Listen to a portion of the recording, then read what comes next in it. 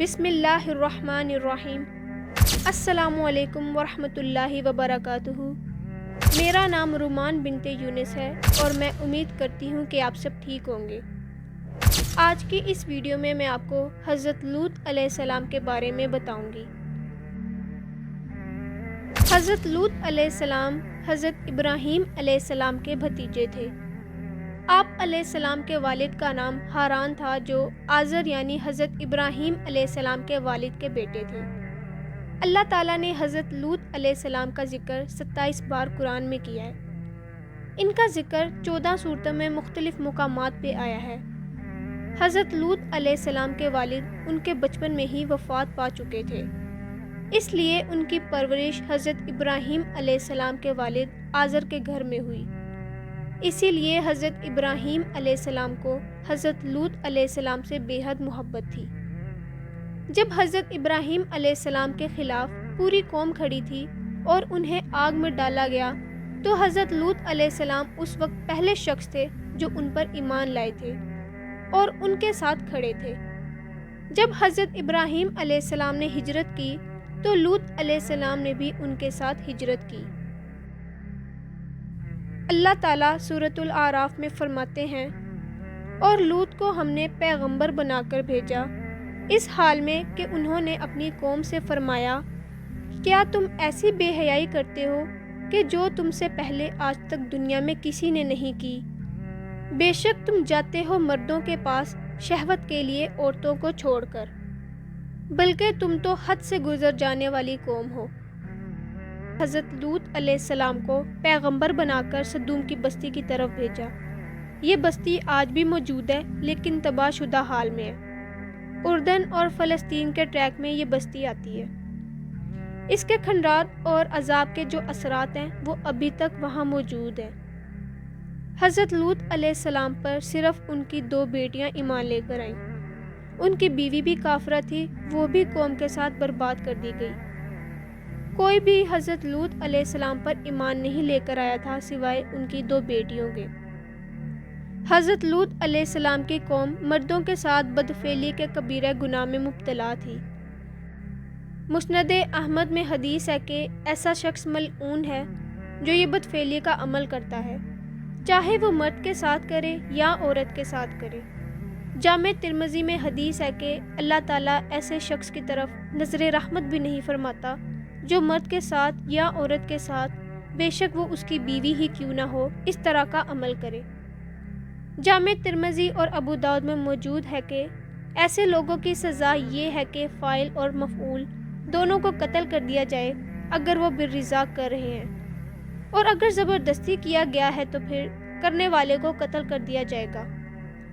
حضرت ابن عباس رضی اللہ تعالیٰ عنہ سے روایت ہے کہ ایسا عمل کرنے والوں کی سزا یہ ہے کہ جو خلفائے راشدین نے بھی مقرر کی ہے کہ اسے اس علاقے کی سب سے اونچی بلڈنگ سے زمین پر پٹکا جائے۔ اگر مر جائے تو ٹھیک ہے، اور اگر نہ مرے تو اسے پتھر مار مار کر ہلاک کر دیا جائے۔ اللہ تعالیٰ فرماتے ہیں، اور ان کی قوم کا جواب نہیں تھا مگر یہ کہ وہ سب کے سب کہنا شروع ہو گئے کہ اس کو اس بستی سے نکال دو، یہ بڑے پاک باز لوگ بننا چاہتے ہیں، یعنی حضرت لوط علیہ السلام اور ان کی 2 بیٹیاں، کیونکہ ان کے علاوہ اور کوئی ایمان ہی نہیں لایا تھا۔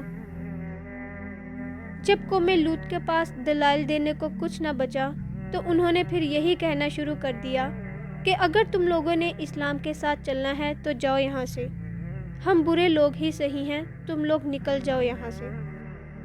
بجائے برائی ماننے کے حضرت لوط اور ان کی 2 بیٹیوں کو کہنے لگ گئے کہ تم لوگ اگر اتنے ہی نیک ہو تو یہاں سے نکل جاؤ، تم لوگوں کو ہم لوگوں میں رہنے کی ضرورت نہیں ہے، یہاں سے نکل جاؤ۔ آج بھی ایسا ہی ہوتا ہے۔ اگر کوئی مسلمان دوسرے کو یہ کہہ دے کہ یہ صحیح سنت کے مطابق عمل ہے تو وہ کہتا ہے کہ تم اپنا دیکھو، میں اپنا دیکھ لوں گا، یہاں سے چلے جاؤ۔ اللہ تعالیٰ فرماتے ہیں، تو ہم نے نجات دے دی انہیں اور ان کے گھر والوں کو سوائے ان کی بیوی کے، وہ بھی پیچھے رہنے والوں میں شامل ہو گئی۔ 2 پیغمبر ایسے تھے جن کی بیویاں کافرہ تھیں، ایک حضرت نوح علیہ السلام اور دوسرے حضرت لوط علیہ السلام۔ ان دونوں کی بیویاں جو تھیں وہ کافر تھیں، اور ہم نے ان پر برسایا می پتھروں کا، تو پھر دیکھ کیسا انجام ہوا ایسے محرمین کا۔ قرآن مجید میں سورۃ الحجر میں یہ واقعہ آئے گا کہ ان پر کیسا عذاب آیا اللہ کی طرف سے۔ پھر سورۃ الزاریات میں آئے گا جب اللہ تعالیٰ نے حضرت لوط علیہ السلام کو سدوم نام کی بستی کی طرف بھیجا تو وہاں کے لوگ گمراہی میں پڑے ہوئے تھے۔ اللہ تعالیٰ نے ان کی ہدایت کے لیے حضرت لوط علیہ السلام کو بھیجا۔ یہ لوگ اس قدر خبیث تھے کہ مجلسوں میں بھی بدفعلی کے کام کرتے تھے۔ برائی کی تمام صفات اس قوم میں موجود تھیں۔ حضرت لوط علیہ السلام پھر بھی انہیں سمجھاتے رہے لیکن وہ جھٹلاتے ہی رہے۔ حضرت لوط علیہ السلام اپنی قوم سے کہتے رہے کہ اے قوم، اللہ کے عذاب سے بچ جاؤ، محتاط ہو جاؤ، اس کی لاٹھی بے آواز ہے۔ لیکن قوم حضرت لوط علیہ السلام سے جھگڑنے لگ جاتی۔ اس کے بعد حضرت لوط علیہ السلام نے اللہ سے دعا کی کہ اے میرے رب، مجھے اور میرے خاندان کو ان کے عمل سے بچا لے اور نجات عطا فرما۔ قوم لوط نے حضرت لوط علیہ السلام کو بستی سے نکالنے کا فیصلہ کر لیا تھا، اور حضرت لوط علیہ السلام اس پوری بستی میں بے یار و مددگار تھے۔ اس بستی میں حضرت لوط علیہ السلام کا کوئی رشتہ دار نہیں رہتا تھا، اس لیے کوئی ان کے ساتھ کھڑا نہیں تھا۔ حضرت لوط علیہ السلام اپنے گھر میں ہی بیٹھے رہے اور دعا کرتے رہے،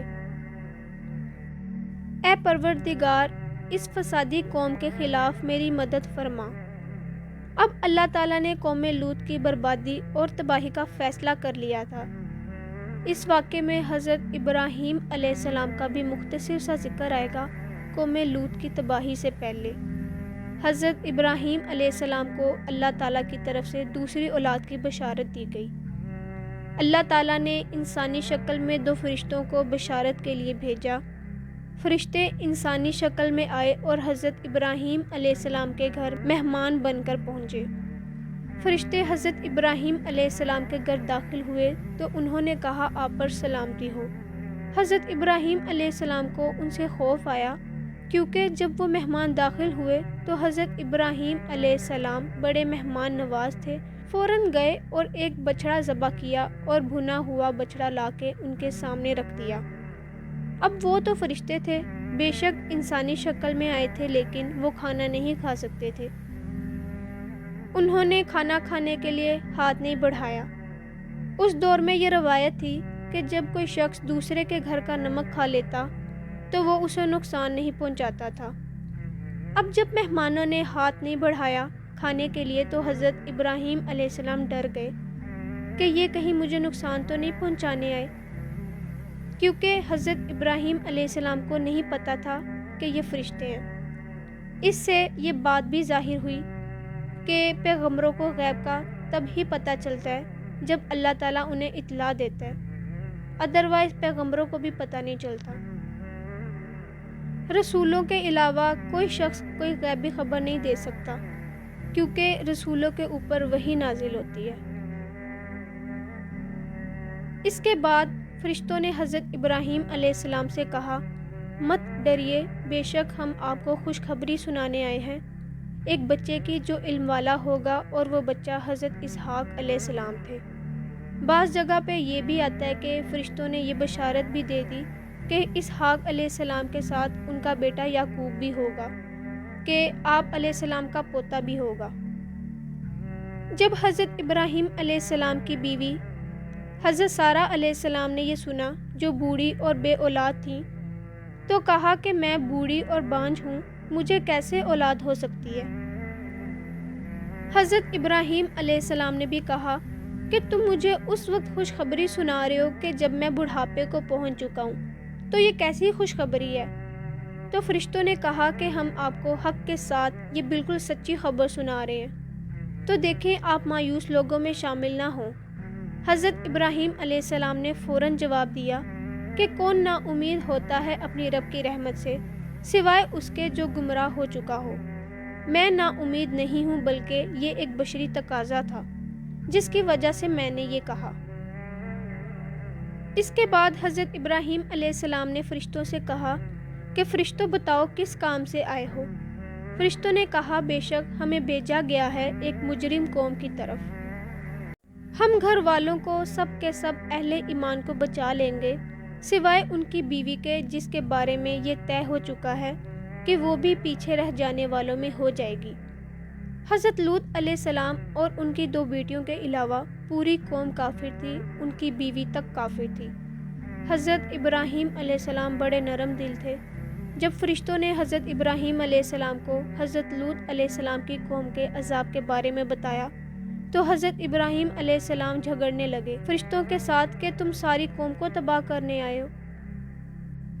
اس کے بعد فرشتوں نے کہا کہ اے ابراہیم، اس بات میں مت پڑو، یہ فیصلہ ہو چکا ہے، لوط کی قوم پر عذاب آنے والا ہے اور ان کا کوئی بچاؤ نہیں۔ فرشتے انسانی شکل میں حضرت لوط علیہ السلام کے پاس آئے اور مہمان بن کر ان کے گھر گئے۔ حضرت لوط علیہ السلام ان کو دیکھ کر پریشان ہو گئے اور بولے یہ بہت سخت دن ہے، کیونکہ حضرت لوط علیہ السلام کی قوم بدفعلی میں مبتلا تھی۔ تو جب قوم نے ان 2 لڑکوں کو دیکھا جو کہ فرشتے تھے اور انسانی شکل میں تھے، اپنی فواہش نیت کے ساتھ حضرت لوط علیہ السلام کے گھر کے ارد گرد جمع ہو گئے تاکہ حضرت لوط علیہ السلام ان 2 لڑکوں کو ان کے حوالے کرے۔ تو حضرت لوط علیہ السلام نے اپنی قوم کو سمجھایا کہ یہ میری بیٹیاں ہیں، یہ تمہارے لیے حلال ہے، تم ان سے نکاح کر لو۔ اللہ تعالیٰ نے مرد اور عورت کو جوڑا بنایا ہے، یہ تم کیا حرکت کر رہے ہو؟ مجھے میرے مہمانوں کے سامنے رسوا نہ کرو اور اللہ سے ڈرو۔ لیکن وہ قوم باز نہ آئی۔ تو حضرت لوط علیہ السلام نے بڑے درد سے کہا کہ کاش میرے پاس کوئی ایسا قلعہ ہوتا کہ میں اپنے مہمانوں کی حفاظت کر لیتا۔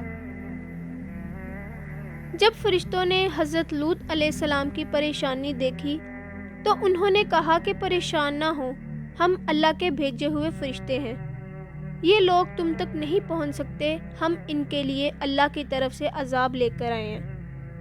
آپ اپنے اہل خانہ کو رات کے کسی حصے میں لے کر نکلیں اور آپ نے خود پیچھے پیچھے چلنا ہے، اپنے گھر والوں کو آگے آگے چلانا ہے، اور آپ کی بیوی اس قوم کے ساتھ شمار کی جائے گی، اور آپ کے اہل خانہ میں سے کوئی پیچھے مڑ کے نہ دیکھے، اور آپ نے وہاں تک چلتے جانا ہے جہاں تک اللہ کا حکم ہوگا، رکنا نہیں ہے آپ نے۔ اللہ نے وحی کے ذریعے حضرت لوط علیہ السلام کو اپنا فیصلہ سنا دیا کہ صبح ہوتے ہی آپ کی قوم کی جڑ کاٹ کر رکھ دی جائے گی اور ان کو تباہ و برباد کر دیا جائے گا۔ تو حضرت لوط علیہ السلام رات کے وقت اپنی بیٹیوں کو لے کر نکل پڑے۔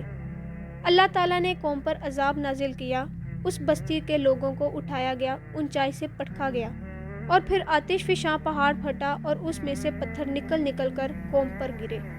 اللہ تعالیٰ نے طے کیا ہوا تھا کہ کون سا پتھر کس انسان کو لگے گا۔ اسی دوران حضرت لوط علیہ السلام اپنی بیٹیوں کے ساتھ چلتے گئے، ان کی بیٹیوں اور انہوں نے پیچھے مڑ کر نہ دیکھا اور چلتے گئے، کیونکہ فرشتوں نے منع کیا تھا کہ پیچھے مڑ کر نہیں دیکھنا، کیونکہ قوم کی چیخو پکار کی آوازیں آئیں گی جب ان پر عذاب نازل ہوگا۔ حضرت لوط علیہ السلام کی بیوی کی ہمدردیاں حضرت لوط علیہ السلام کے ساتھ ہونے کی بجائے قوم کے ساتھ تھیں، کیونکہ وہ کافر تھی۔